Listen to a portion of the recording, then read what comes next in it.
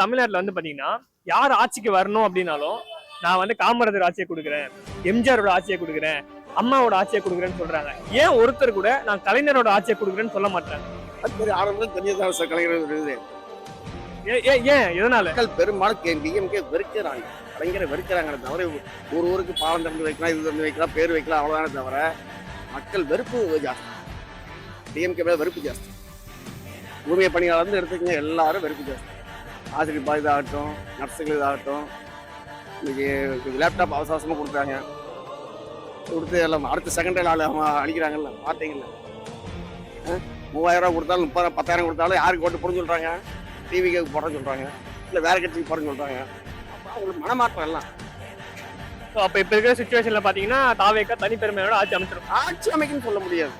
அந்த second rank வந்து சொன்னான்ல, என்டிஏக்கு first chance இருக்குது, அடுத்தது டிவிக்கு 3வது ரேங்க் டிஎம்கே.